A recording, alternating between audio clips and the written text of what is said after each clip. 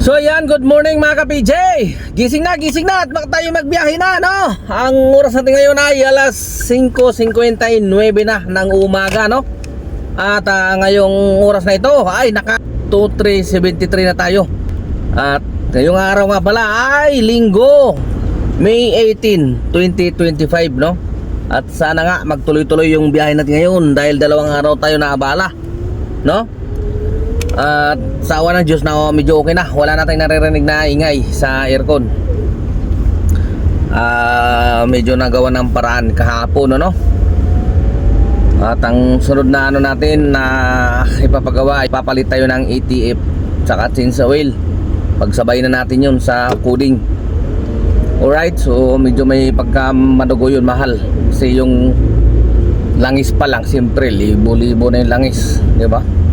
Tapos yung labor dyan sa pagpalit ng itip, mahal din yan. Walang tumatanggap dyan ng 1,000 lang. Medyo madugo kasi ang trabaho na yan, yung pagpalit ng itip. Napakaraming tornilyo na kakalasin sa ilalim. Alright, so yung palang madugo. Tapos yung filter nyan, mahal din yung filter. Kaya naman talagang kailangan natin ng budget. Alright, so nandito na ako ngayon sa Pablo Campo. At ako'y kakain na muna. Tapos magpapakarwas. Dahil madumi na. So una natin gagawin, kumain ng almusal, saka magpakarwas para dire-diretso na yung ating biyahe. Medyo okay yung biyahe natin ngayon, no? Aga-aga pa. Alas 6 pa lang, oh, eksakto. Naka 2-3 na tayo. Di ba? Maayos yung ating biyahe. Dire-diretso, ibig sabihin. Alright? So, shout out tayo kay Michael Manalili. So, good morning sa iyo dyan, sir. Ingat palagi, ingat. Salamat sa suporta. Alright? At nag-comment din si Andro R. Sabi niya ay, Ka-PJ, paano yung mga pasahero na hindi nagdi-declare na may dalang aso? Pagka ako, kung dito lang sa Maynila, ay talagang tinatabla ko yan, sinasabihan ko yan, na-i-book nyo po yan ng GrabPit. Alright? Kasi may dagdag kasi yung bayad yun. Saka may insurance din kasi yung aso. Okay? Pero na lang siguro po galing ng Laguna tapos pabalik ng Makati. Hindi naman sinadya. Ay kuya, ganun ba? Wala kasing GrabBit dito tapos may magic words. Alam na, ibig sabihin ng magic word. Diba ba? Ganun. Pero pag dito sa Manila, ay hindi po kailangan niya mag-book ng ano. Joke lang. Pero bahala na kayo. Ganun lang yun. Alright? At merong nag-comment dito. Ang kanyang comment ay, Idol, tanong lang po, kapag po ba bumibiyahe ng coding, automatic di ka bibigyan ni Grab ng booking papuntang Makati? Paano po diskarte nyo, Idol, kapag bibiyahe kayo ng coding? Salamat, Idol, ingat sa biyahe. So pagka ganyan, hindi po, wala pong control si Grab dyan kung Makati yung naisasakay. Kung dati kasi merong booking planner, no? Kung coding ka, gusto mo mapasig ka lang o Cavite ka lang, may ganun booking planner. Hindi ko alam kung gumagana pa ngayon yan Ang iba kasi ganun ang ginagawa kapag coding. Ginagamit nila booking planner, Pasig area lang, Maynila area lang, di ba? May mga ganun, Quezon City. Hindi ko lang alam kung mayroon pa ganyan, pero kahit yan lang, hindi ako naggamit yan Ginagawa ko lang, tinitingnan ko kung saan siya pupunta. Tsaka ginagawa ko dyan talaga, di mo na ako nag-automatic accept. Dati hindi mo makikita kung saan pupunta yung pasahero So ginagawa ko, manual lang, no? Di ako nag-automatic accept, no? Naka-manual, kasi pag manual dati, nakikita ka agad kung saan pupunta yung pasahero. Ignore ko lang siya. Di ba, hindi naman nababawasan yung completion. Basta wag lang sunod-sunod. Ngayon naman, pag lumalabas ako ng coding, ginagawa ko, naka-sit D. Kunwari, naka-sit D lang ako ng Quezon City lang. Doon lang ako ikot-ikot niyan, doon lang. Tapos pag minsan may opportunity na lumayo, yun, titingnan ko kung tatama ba sa Makati. Pag mga BGC, iniiwasan ko na yan kasi mahirap Pag nandun ka na sa BGC, magkakaroon ka talaga ng maraming ignore Dahil karamihan dyan, pag nandiyan ka na sa BGC, hindi maiwas ang mababatuhan ka talaga ng pamakati. Saka pag naka-seat D ka lang, mas marami doon opportunity. Kaya nung ginagawa ko, pag yung nasa orthopedic kami, di ba? Andun lang ako naka-seat D. Nilalagay ko lang seat destination ko, papunta lang ng orthopedic. Doon lang. Hanggang sa ikot-ikot ako doon, ikot-ikot. Tapos bandang huli, mauubos na yung yung tatlong seat. Wala nang may bibigay na opportunity. So ang may bibigay niya yung papunta talaga ng halimbawa nakarating ka na ng ng Quezon City. Tapos may booking ulit doon, papunta naman ng orthopedic malapit, isa na yun. So pagdating naman ng orthopedic, naman may mga pabato na naman palayo opportunity. Maya may ibabato na naman ulit sa ng orthopedic. Di dalawa na hanggang maubos yun. Dalawa naman yun, kaya makakarami pa ako. Saka basta ignore yung mga hindi masyadong ni grab yun, basta mga opportunity lang Pero pag yung binigay na talaga sa'yo, nakalagay doon yung kulay pula na, yung accept at saka cancel, pag yun ang inaano mo talaga, yun papaluin ka. Palo ka talaga ni Lolo G doon. Kasi bigay na talaga sa'yo yun hindi na opportunity yun Alright, so ganun lang. At saka hindi naman talaga ako nagbababad ng coding. Batik pa, pitik lang. Nalabasan ko siya ng madaling araw hanggang mga alas 10, alas 11 lang, ganyan. Hindi na ako nagpapabot ng hapon. Okay, saka ayaw ko rin kasi na dumami yung ignore, dumami yung cancel. Kasi baka maasira yung completion natin, di ba? Sayang yung pinaghirapan natin ng mga incentive, kagaya na lang mga KGR. Alright, so nandito na ako kila Tilisli at ako'y kakain na muna. So ingat-ingat sa mga bumibiyahe na ngayon ngayong umaga. Sana nakarami din kayo. Alright, so tara na. Let's go na. Kain na muna tayo, tapos pakarwas. So ayan mga ka-PJ, update tayo sa ating oras, no? Ang oras natin ay alas 2:57 na ng hapon ng linggo, no? Okay, so ang earnings natin ngayong hapon ay 4,554 at naka 22 na bookings, no? Medyo maganda biyahe natin ngayon. Wala pang alas 3, meron na tayong 4,500. Okay, so mag-aantay lang ako ng alas 3 kasi pa lang alas 2:58 pa lang Mag-aantay ako ng alas 3 kasi subukan kong habulin tong incentive, no? Nung Sabado at Linggo. Kuripot si Lolo ngayon, 450 lang yung binigay. Okay? So tingnan natin kung ilan ang kulang. Ayun, no?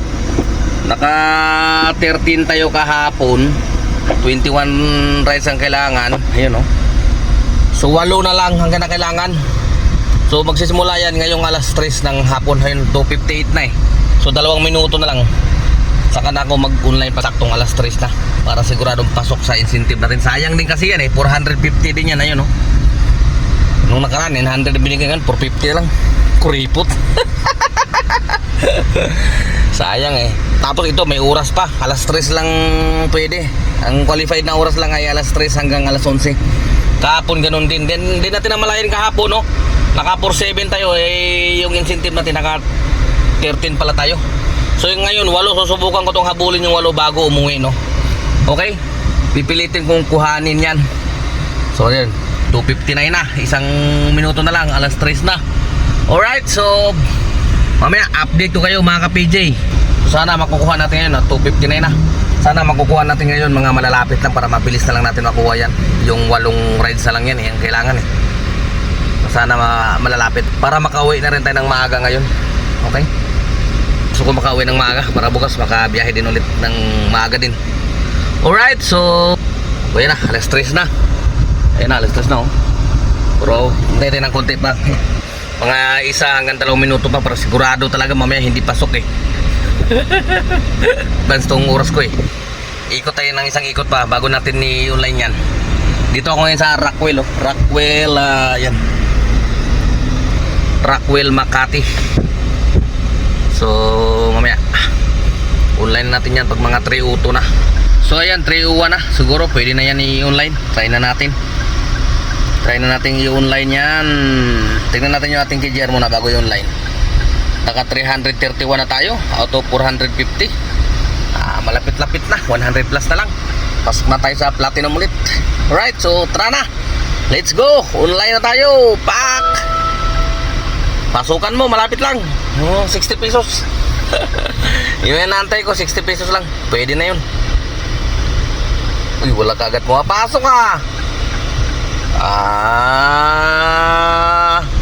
Nagtampo ah. Kanina, dire-diretso lang yung booking. Nagtampo siguro.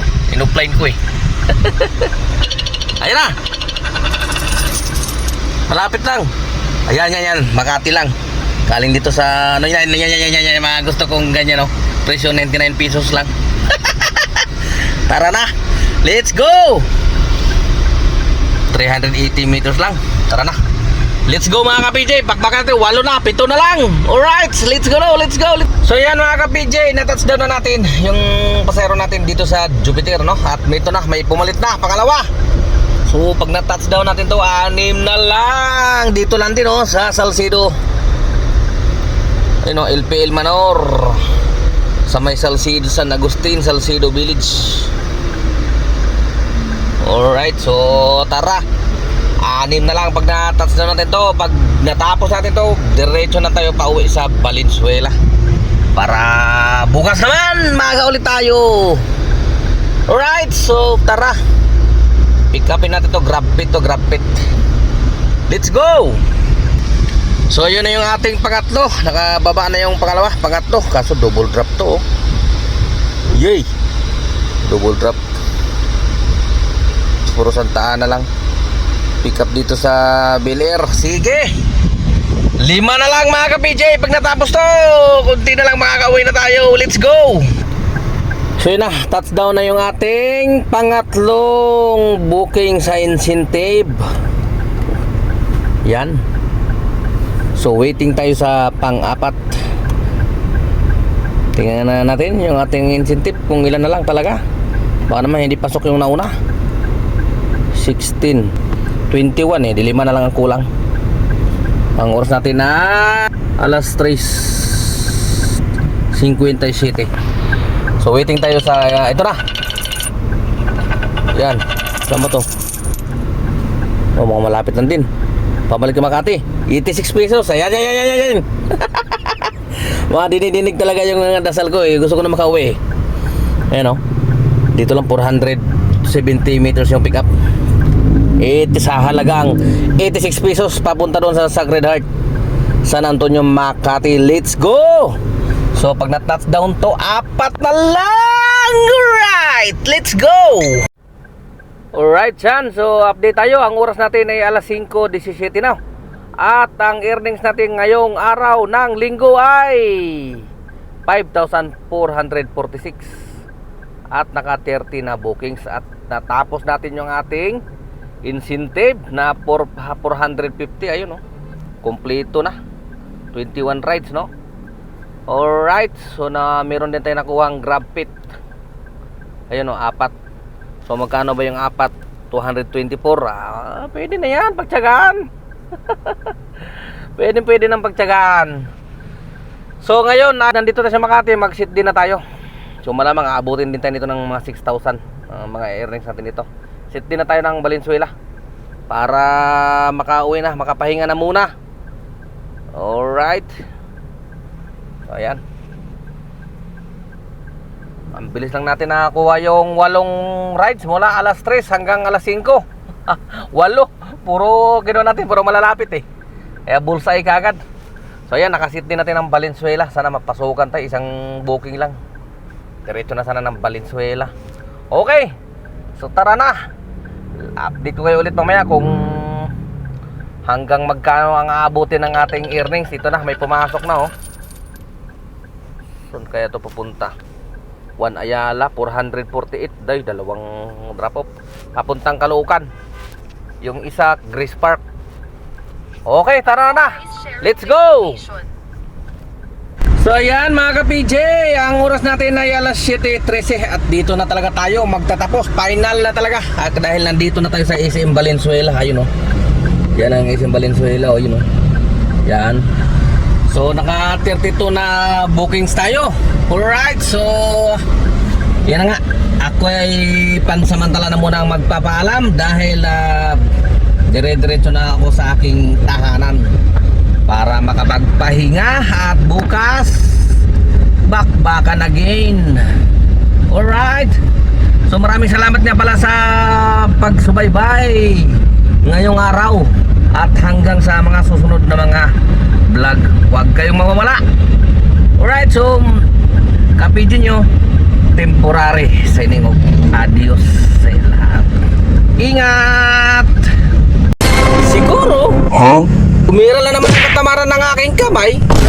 Gumalaw. Pero